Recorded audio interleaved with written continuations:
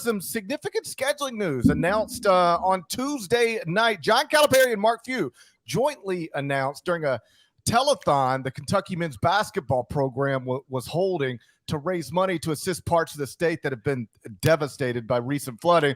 They announced that UK and Gonzaga going to start a home-and-home series this upcoming season. They're going to play November 20th, 2022 in Spokane. Then Gonzaga is going to return the game, play at Rupp Arena in the 2023-24 season. Strong Jaw, how good is a Kentucky-Gonzaga home-and-home series? Oh, it's fantastic. It's fantastic. This is exactly what college basketball, this is what makes college basketball so great. Two teams who, are probably going to be top 5 preseason teams. They're top 5 preseason right now on your CBS Sports top 25 and 1. The venues should be fantastic. I really enjoyed kind of the video that Kentucky put out yesterday, kind of announcing the news. John Calipari teasing it, saying Few wants to schedule a game, but that Few is dictating the terms. And then Cal, it was almost like some tension when they were kind of talking about it, saying, Cal is saying, like, we're Kentucky. And Mark Few is still kind of dictating the terms. And Few kind of went back at him saying, like, hey, we were fine. Cal was the one who said, hey, want to play, and I just kind of agreed to it. So however it worked, however it went down, I'm very happy that it went down, because a home and home between Gonzaga and Kentucky is going to be fantastic theater, especially next season. 2 really good teams. I mean, Drew Timme versus Oscar Tshiebwe is going to be a fantastic matchup. Very much looking forward to this 2-game series. It's awesome. It's 2 of the biggest brands in the sport. Like you said, 2 preseason top 5 teams. I've got Gonzaga number 1 in the top 25 and 1. I've got Kentucky number 4, both picked to win their leagues. So 2 projected conference champions, 2 of the biggest, like I said, brands in the sport. A current Hall of Fame coach and a future undeniable Hall of Fame coach, and 2 first-team preseason All-Americans on the court. In some cases, I'm certain, guarding each other. It is the last season's preseason National Player of the Year, Drew Timme, and last season's actual Player of the Year, Oscar Tshiebwe. So it is just awesome, awesome, awesome. But I will say, and I watched the video, and it was fun, but nobody dictates terms to John Calipari about anything. And I think that's why John was half laughing, smiling while saying it, because he knows, and he knows Mark knows, and he knows anybody that knows the relationship between those 2 knows that John is going to do this, if he's going to do it, probably on his terms. And that leads me to a point that I haven't seen anybody else make, but it is something that I noticed while watching the video. It's John Calipari and Mark Few sort of going back and forth, talking about the launch of the series. And I couldn't help but notice the way they discussed it. Mark Few said specifically that he's going to bring the Zags to Rupp Arena. Right. John Calipari never said specifically that he's bringing the Wildcats to the McCarthy Athletic Center, also known as the Kennel. He merely said UK will play in Spokane. Now, if you don't know anything about the history between these 2 coaches, you probably didn't notice that. But I did, because John Calipari and Mark Few, they have done home and home series before. And Cal has always refused to take his team to the Kennel. Now, let me run you through some of the history. As you likely know, before John Calipari was the coach at Kentucky, he was the coach at Memphis.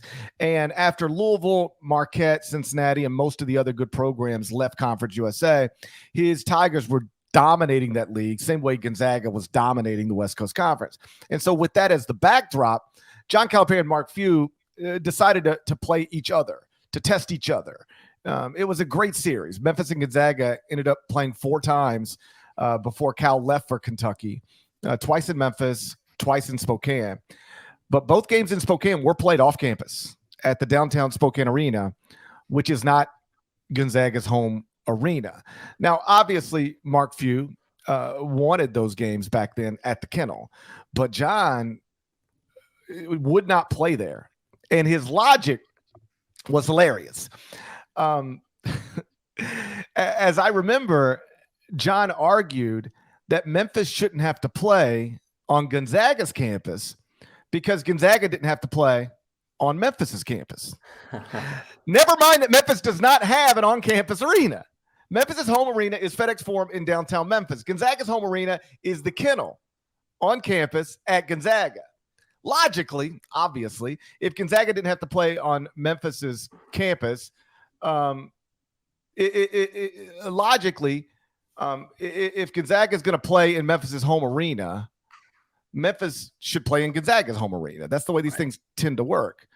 But Cal argued if Gonzaga didn't have to play on Memphis's campus, Memphis shouldn't have to play on Gonzaga's campus. And after a while, Mark just got tired of arguing. He said, whatever, fine, we'll play in downtown Spokane. But I do sincerely hope that that's not the way things go down this time. Kentucky-Gonzaga would be awesome anywhere. You know, Rupp Arena, Spokane Arena, in South Dakota, Las Vegas, Madison Square Garden, doesn't matter. But Kentucky-Gonzaga is best, in real home arenas. Mm-hmm. Rupp Arena and the Kennel, not in downtown Spokane. The Kennel provides one of the greatest atmospheres in college basketball. And hopefully John recognizes this and this time actually takes his team to Gonzaga's campus. My understanding is at this moment, that is still undetermined. They are going to play in Spokane on November 20th, later this year. But where that game will be played is still a point of contention between Gonzaga and Kentucky, I'm told. Unbelievable. What a catch by you, because I just assumed, hey, Spokane, Rupp Arena, maybe they didn't specifically name the Kennel, but kind of the understanding, the implication was that it's a home and home. It's a true home and home. This would be so soft on Cal if he decided not to play at the Kennel. I said at the top of this episode that the reason college basketball is so great is because the venues are great. You get true home and homes. Like the Kennel is an amazing atmosphere. Rupp Arena, when there are good games, is an amazing atmosphere. You can have good basketball games in college basketball. At the Maui Invitational, places that don't have like home fan representation. The Bahamas has presented some good games, Champions Classic. But having these big brands play each other on their home courts just hits a little bit different. So, yeah, I would agree with you. I definitely think Kentucky needs to go play at the Kennel. We'll see if you can dictate those terms.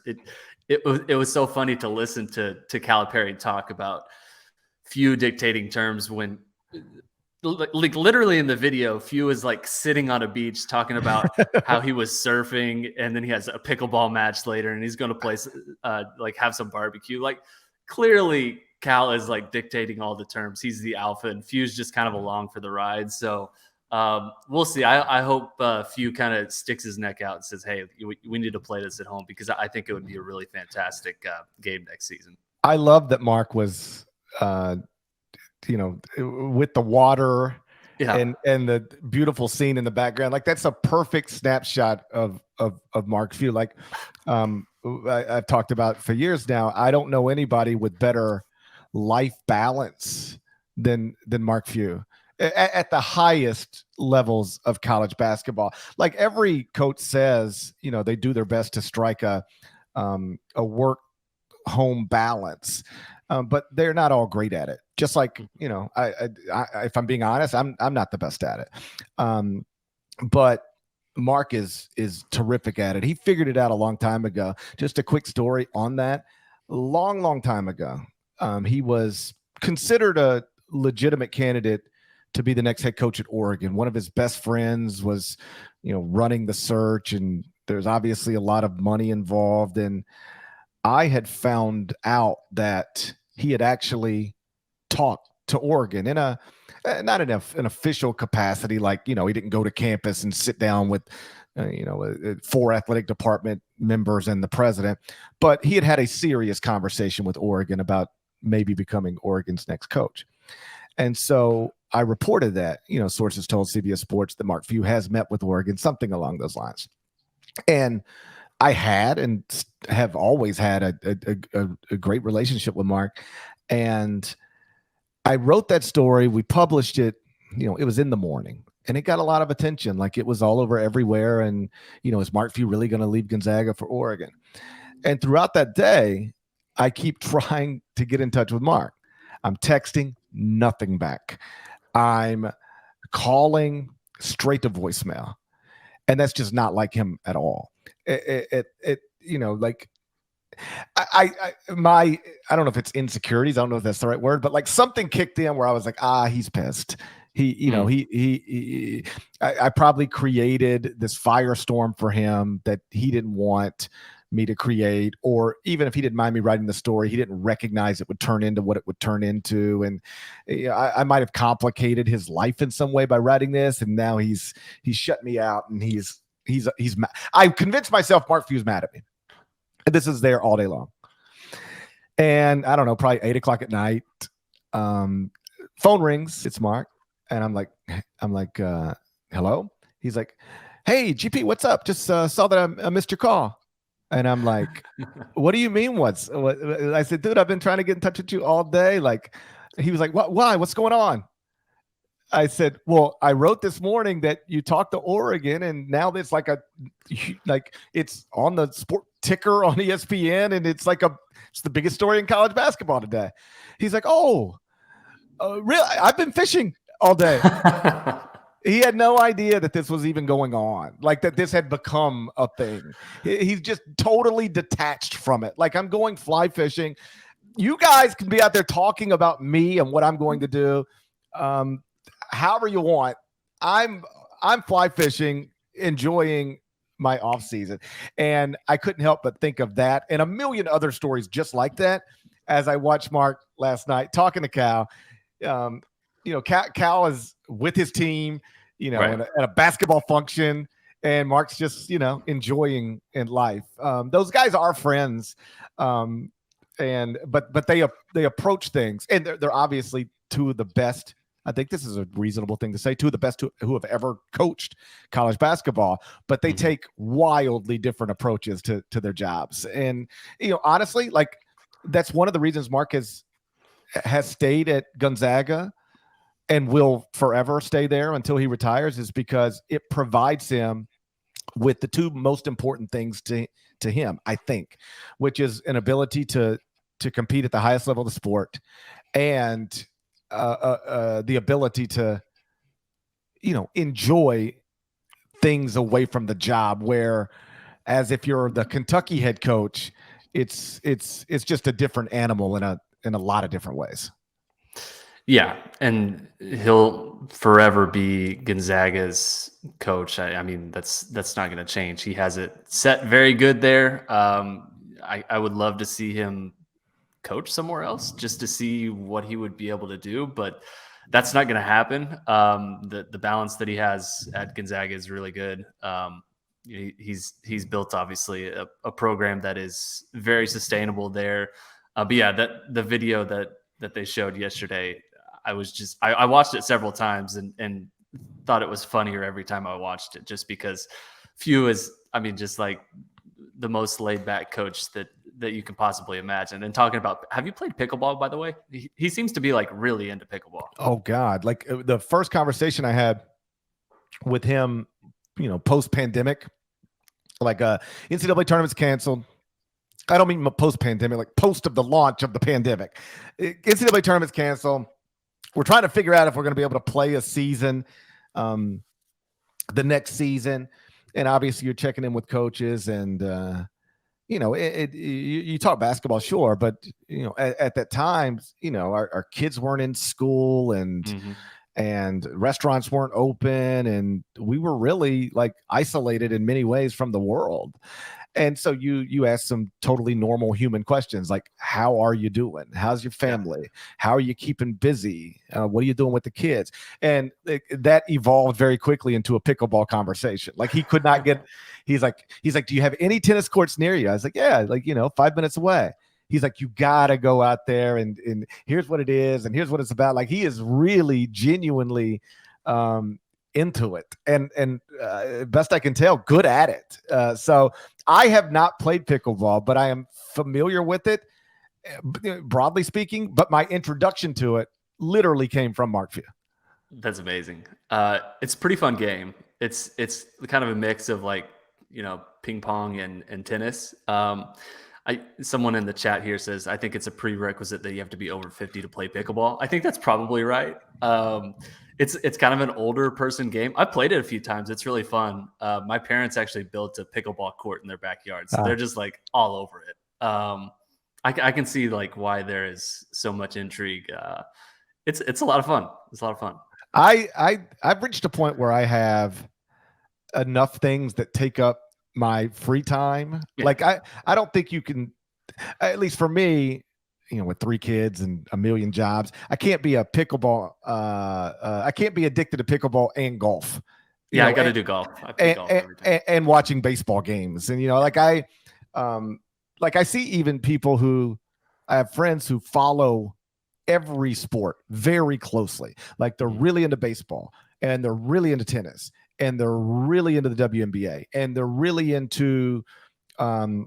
F1, and they follow Premier League. And I'm like, I don't have the bandwidth for all of that. Like I have to, at this point, I follow what I have to follow to do my jobs well, or as well as I can do them, plus baseball. Like I wouldn't need to follow baseball to do any of my jobs well. But I follow baseball because I love it.